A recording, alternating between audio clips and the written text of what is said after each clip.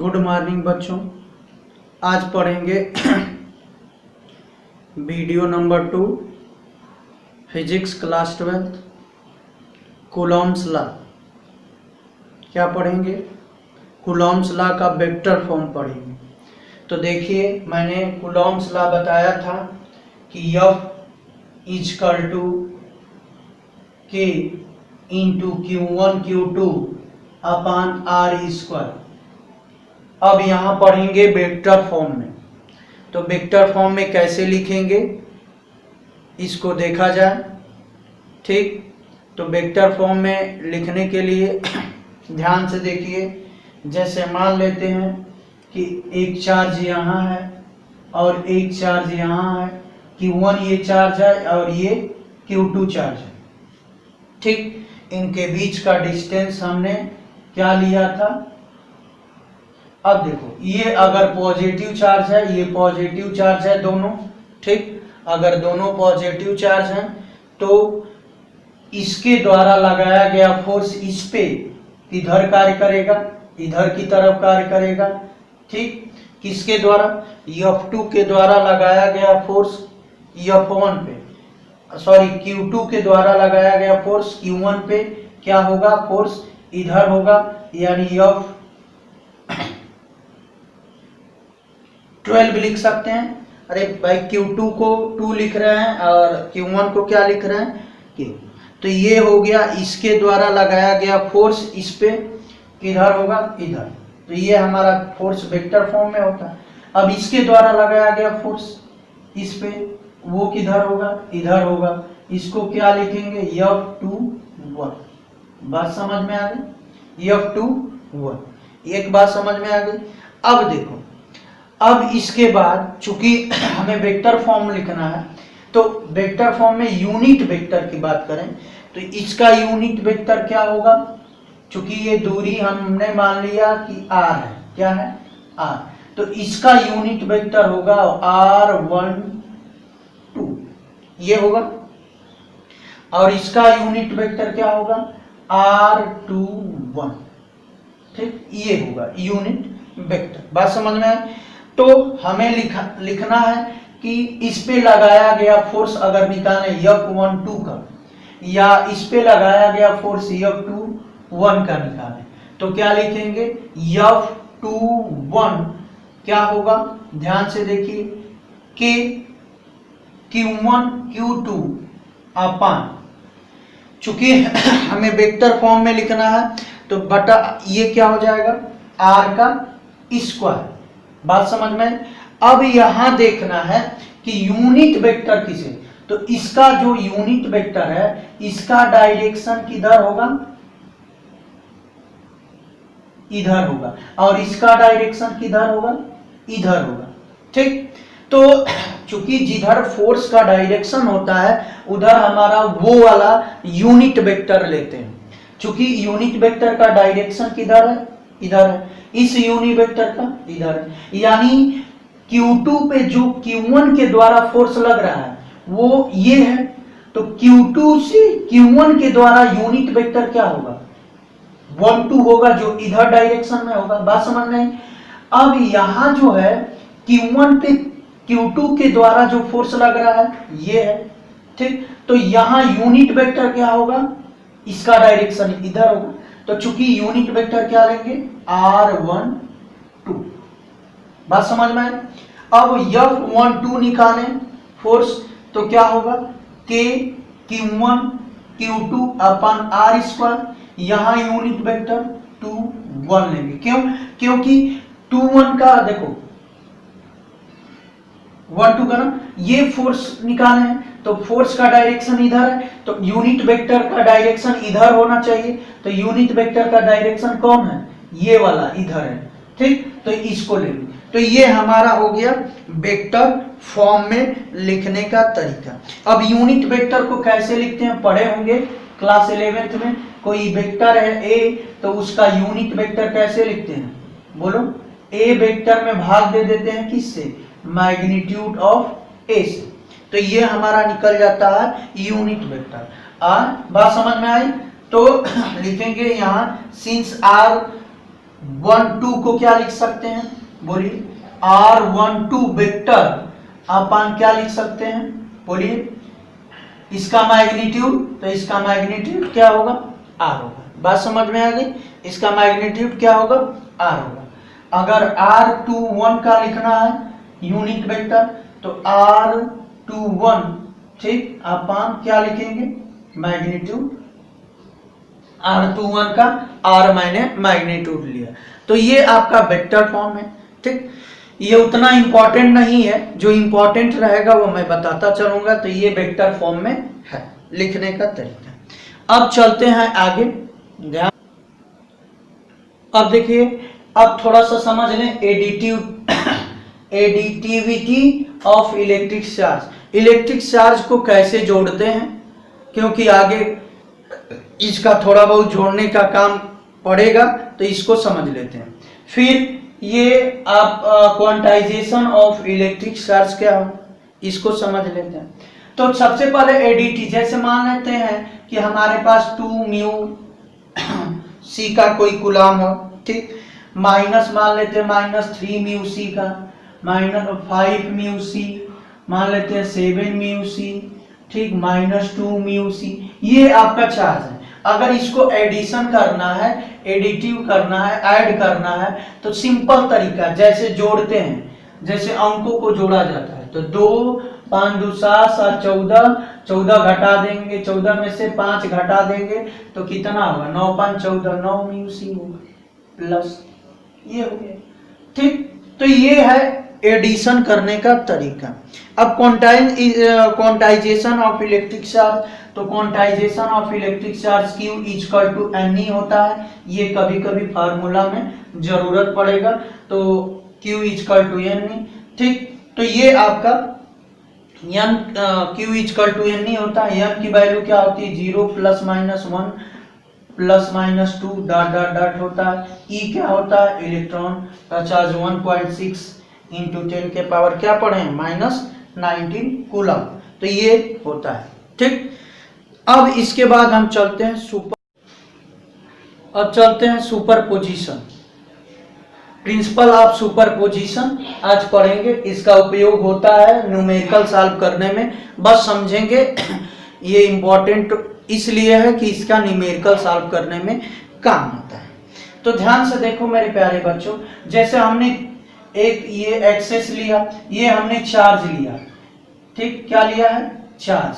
जैसे यहाँ आपका चार्ज मैंने ले लिया Q1 Q2 Q3, ठीक, तो इन चार्ज का सुपरपोजिशन का मतलब बता रहे हैं क्या होता है कि किसी एक चार्ज पे चारों तरफ से लगने वाले, माने किसी एक चार्ज पे सभी फोर्स लगते हैं, ठीक, सभी लगने वाले फोर्स का सम ही सुपरपोजिशन कहलाता है।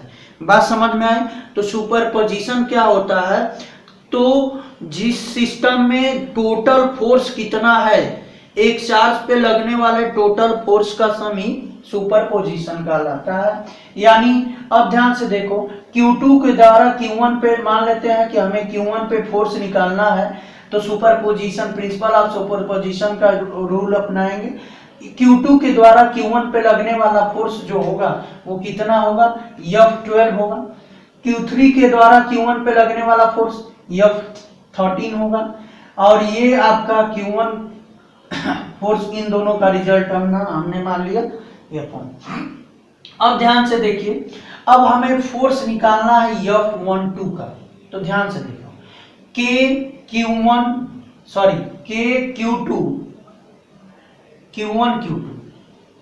Q2 अपन इनके बीच की दूरी मान लेते हैं, यहां से ओरिजिन से R2 दूरी पे है, ये R3 दूरी पे है, ये R1 दूरी पे है, तो इनके बीच की दूरी निकालेंगे तो R1 माने R12 होगा। बात समझ में आई? यानी दूसरे से पहले इनके बीच की दूरी हमें निकालना है, ठीक, तो R12 होगा। बात समझ में आई? R12 वेक्टर फॉर्म में होगा, इसका यूनिट फॉर्म क्या होगा, ये। इसी प्रकार इन दोनों के बीच की दूरी R13 होगा, क्योंकि Q1 और Q3 की बीच की दूरी बता रहे हैं, तो R13 होगा। बात समझ में आई? अब यहाँ क्या लिखेंगे, इनकी बीच की दूरी, फोर्स लगाओ, कूलम्ब्स लॉ के अनुसार फोर्स लगाएंगे तो F equal to K Q1 Q2 by R होता है ना, R की जगह पे क्या है R12 है, तो ये लिखेंगे R12 का स्क्वायर। ठीक, बात समझ में आई। और यूनिट वेक्टर R12, बात समझ में आई। अब इसको थोड़ा सा सॉल्व कर देते हैं। ठीक, इसको सॉल्व करेंगे तो K Q1 Q2, ठीक, अब देखो R12 क्या है R12, ठीक, तो इसको हमने लिख दिया R12 का स्क्वायर। यूनिट वेक्टर को क्या लिख सकते हैं, वेक्टर अपॉन मैग्नीट्यूड R12 का, यही होगा ना, वेक्टर अपॉन मैग्नीट्यूड इसका। ठीक, बात समझ में आ रही, बोलिए अब ध्यान से देखो, तो ये हो जाएगा हमारा R का Q, तो K Q1 Q2 vector R बटा में क्या हो जाएगा R12 का Q। अब देखो R12 कैसे लिखते हैं, तो R12 को लिखेंगे Q1 Q2, ठीक, ये होगा आपका क्या, बोलिए R1 minus R2, vector R1 minus R2 का Q। बात समझ में, और ऊपर क्या होगा, ये वेक्टर को लिखेंगे R1 माइनस R2, क्या लिखेंगे R1 माइनस R2। बात समझ में आई। ये R1 माइनस R2 कैसे लिखें, बोलिए, तो ध्यान से देखो, ये आपका R1 दूरी है, ये आपका R2 दूरी है। ठीक, बात समझ में आ रही। तो R1 में से R2 घटाएंगे तभी तो ये दूरी मिलेगी, वेक्टर फॉर्म, ये वाली दूरी वेक्टर पढ़े होंगे, तो ये हो जाएगा हमारा, वही लिखें। इसी प्रकार हम निकालेंगे F30, तो F30 निकालेंगे तो Q1 Q3 अपान R1 माइनस R3 का मैग्नीट्यूड का 3 पावर कर देंगे, और ये होगा R1 माइनस R3। ठीक, यही हो। अब एक बात बताइए, आप हमने सुपरपोजिशन क्या बताया, हमने ये बताया है कि जितने भी फोर्स होंगे उसका सम, तो रिजल्टेंट फोर्स हमारा क्या है F1, तो F1 क्या होगा, टोटल फोर्स लगने वाले चार्ज Q1 पे, तो F12 प्लस F13 जोड़ दीजिए। जोड़ेंगे तो देखिए कॉमन क्या है, कहाँ है, हाँ ये, तो यहां देखिए कॉमन क्या है, तो इसको कॉमन ले लीजिए, K कॉमन है, Q1 कॉमन है, फिर क्या कॉमन है, और कुछ नहीं कॉमन, तो ये है आपका Q2 अपन R1 माइनस R2 का मैग्नीट्यूड का 3, ये होगा R1 माइनस R2, ठीक, प्लस इसको जोड़ दें ये वाला, तो ये होगा R1 माइनस R3, ठीक, इसका मैग्नीट्यूड R1 माइनस R3 का ये, और यहां रहेगा आपका Q3, दिखाई दे रहा है, हाँ। तो ये हमने दोनों को जोड़ दिया, क्या किया, दोनों को जोड़ दिया मैंने, तो ये हमारा बन गया। ठीक, अब इसको F1 इसका थोड़ा सा अरेंज कर लें, कैसे, समेशन के रूप में, तो ध्यान से देखो, K को लिख सकते हैं 1/4 पाई साइलम 0, तो 4 पाई साइलम ना, ठीक। अब देखो समेशन यूज कर रहा हूं, बहुत सारे अगर एलिमेंट मिलेंगे, बहुत सारे चार्ज रहेंगे, तो उसके लिए समेशन हम यूज करें।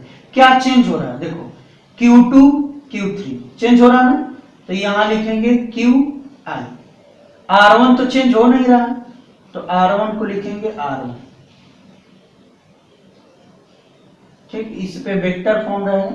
क्या चेंज हो रहा है, R2 R3, तो यहां लिखेंगे RI, क्यों, क्योंकि I की वैल्यू कहां से शुरू है, 2 से, इसलिए मैंने I।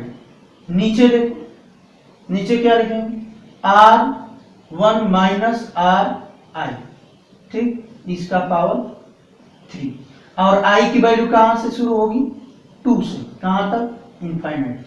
तो ये हमने निकाल लिया सुपर पोजीशन। चलिए इस पे न्यूमेरिकल करेंगे तो बहुत आसान होगा, समझ में आ जाएगा।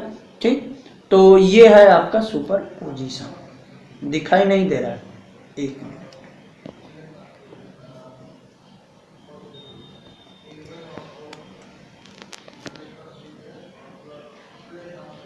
ठीक, तो ये है सुपर पोजीशन निकालना। अब इसी पे न्यूमेरिकल जब सॉल्व करेंगे तब देखिएगा अच्छे से समझ में आएगा। ठीक, तो बस सुपर पोजीशन मेरा बताने का मतलब यही था कि चार्ज पे लगने वाले टोटल फोर्स का सम। अरे इसके द्वारा लगने वाला फोर्स निकालेंगे, इस पे इसके द्वारा लगने वाला फोर्स निकालेंगे, चारों को जोड़ देंगे। वेक्टर फॉर्म पढ़े हैं क्लास 11th में कि कैसे वेक्टर फॉर्म, वेक्टर का एडिशन करते हैं। ठीक, अगर किसी एंगल पे है तो कैसे एडिशन करेंगे, ये सब पढ़े हैं। तो इस पे न्यूमेरिकल करेंगे तो समझ में आएगा कि इसका यूज कहाँ होगा। तो आज के लिए बस इतना, धन्यवाद।